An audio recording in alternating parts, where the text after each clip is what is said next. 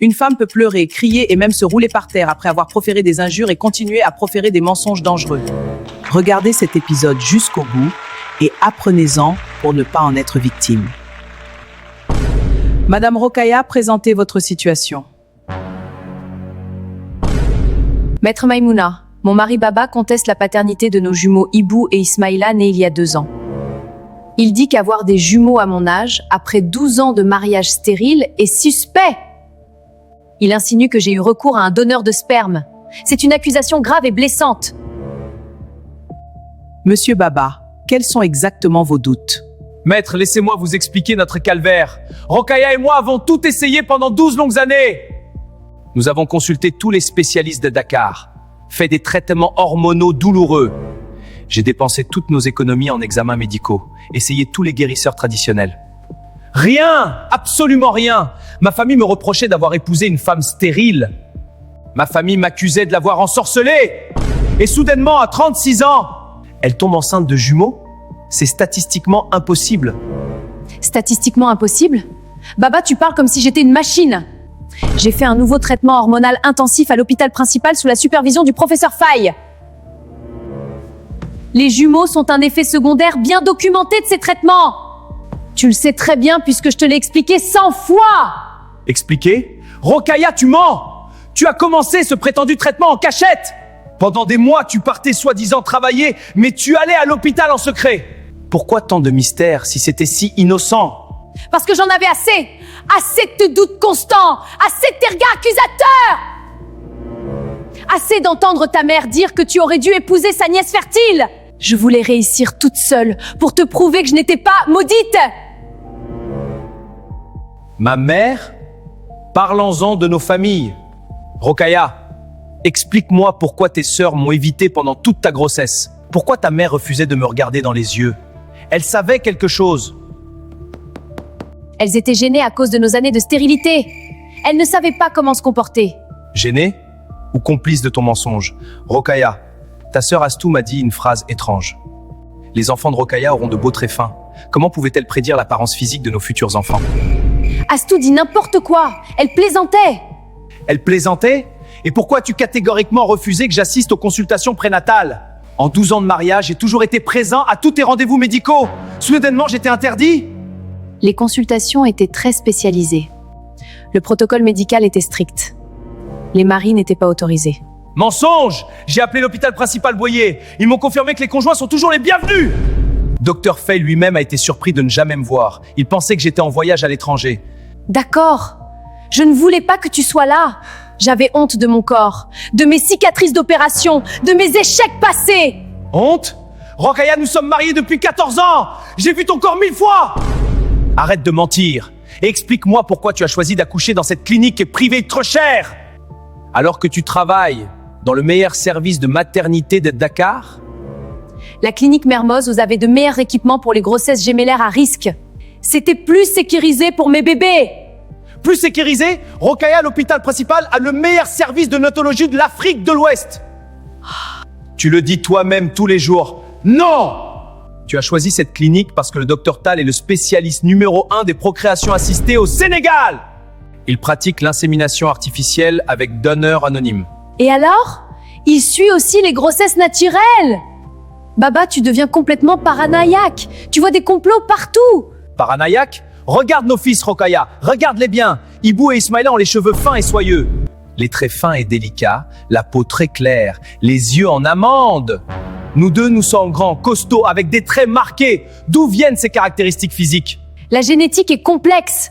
Les enfants peuvent ressembler aux grands-parents, aux arrière-grands-parents. C'est de la science. De la science? Parfait, parlons science. Nos deux familles sont originaires de la région de Thiès. Toutes nos générations ont les mêmes caractéristiques physiques. Jamais nous n'avons eu d'ancêtres aux traits fins. Jamais! Tu cherches des problèmes où il n'y en a pas. Ces enfants sont tes fils. Ils t'appellent papa. Ils te ressemblent par le caractère. Le caractère?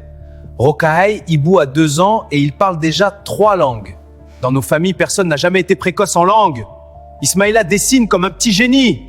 Nous sommes tous manuels, pas artistiques. Madame Rokhaya, ces accusations sont graves. Avez-vous eu recours à une procréation médicalement assistée? J'ai consulté plusieurs médecins pour des informations. J'ai exploré toutes les options. Mais je n'ai rien fait d'illégal ou d'immoral. Ah ah! Enfin, tu avoues! Rokhaya, j'ai fouillé dans tes affaires! J'ai trouvé des factures cachées de la clinique Mermoz. Des paiements de 850 000 francs CFA pour procédure FI avec donneur. Tu as payé pour une insémination artificielle. D'accord, j'ai fait une insémination avec un donneur anonyme, mais j'en avais assez. Assez d'être pointé du doigt, assez d'être appelé la stérile dans nos familles. Assez de voir la pitié dans les yeux des gens. Je voulais des enfants, j'aime droit d'avoir des enfants. Un donneur anonyme, Rokhaya? Ces enfants que j'aime, que je chéris, que je considère comme mes fils ne sont pas biologiquement miens? Tu m'as trompé pendant 2 ans? Tu m'as fait croire que j'étais leur père biologique? Je ne t'ai pas trompé avec un autre homme. Je t'aime, je n'aime que toi. Je voulais juste qu'on ait une famille. Ces enfants sont nos enfants par l'amour, par l'éducation, par l'affection. L'ADN n'est qu'un détail technique. Un détail technique? Rokhaya, tu réalises ce que tu dis? Tu m'as menti sur l'origine même de nos enfants. Tu m'as privé du choix. Tu as pris cette décision énorme sans me consulter. Parce que tu aurais refusé. Tu es trop traditionnel. Tu aurais préféré qu'on reste stérile toute notre vie plutôt qu'accepter une aide médicale. Tu aurais dit que c'était contre la religion, contre nos traditions. Peut-être, mais c'était mon droit de refuser. C'était notre droit de décider ensemble. Rokhaya, nous sommes mariés. Les grandes décisions se prennent à 2. Tu n'avais pas le droit de décider seul de faire entrer l'ADN d'un inconnu dans notre famille. Un inconnu? Ce donneur a été sélectionné par des médecins. Il a fait tous les tests. Il est sain, intelligent, beau. Nos fils ont hérité de ses meilleurs gènes. Tu devrais être content. Rokhaya, tu réalises ce que tu dis? Tu parles de cet homme comme s'il était supérieur à moi. Tu as choisi ses gènes plutôt que les miens. Il m'a humilié au niveau le plus profond. Ce n'est pas ce que je voulais dire. Baba, tu es un homme merveilleux. Mais médicalement, tes spermatozoïdes étaient faibles. Le donneur était juste plus fertile. Plus fertile? Et quoi d'autre? Plus intelligent? Plus beau? Plus grand? Rokhaya, avoue que tu as choisi quelqu'un de mieux que moi. Le test ADN va maintenant confirmer officiellement ce que vous venez d'avouer. Les résultats sont sans appel. Baba Sow n'est pas le père biologique des jumeaux Ibou et Ismaïla. Probabilité de paternité 0,00%. Mes soupçons de 2 ans étaient donc fondés. Rokhaya, comment as-tu pu me regarder dans les yeux chaque jour en me mentant? Comment as-tu pu me laisser aimer ces enfants en me faisant croire qu'ils avaient mon sang? Parce qu'ils t'aiment vraiment. Baba, ces enfants t'appellent papa depuis qu'ils parlent. Pour eux, tu es leur père. Tu es le seul homme qu'ils connaissent. L'ADN n'efface pas 2 ans d'amour paternel. L'ADN n'efface pas l'amour, c'est vrai. Mais ton mensonge efface la confiance. Rokhaya, comment veux-tu que je continue à vivre avec toi en sachant que tu peux me mentir sur des choses aussi importantes? Baba, pardonne-moi. J'ai fait une erreur. Mais regarde nos fils.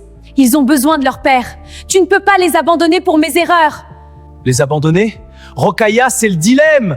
Je les aime comme mes propres fils. Mais chaque fois que je les regarderai, je penserai au mensonge, au donneur anonyme, à ta trahison. Monsieur Baba, légalement, vous êtes leur père puisque vous étiez marié à leur mère lors de la conception. Vous avez des droits et des devoirs. Des droits et des devoirs envers les enfants d'un autre homme. Rokhaya, notre mariage ne sera plus jamais pareil.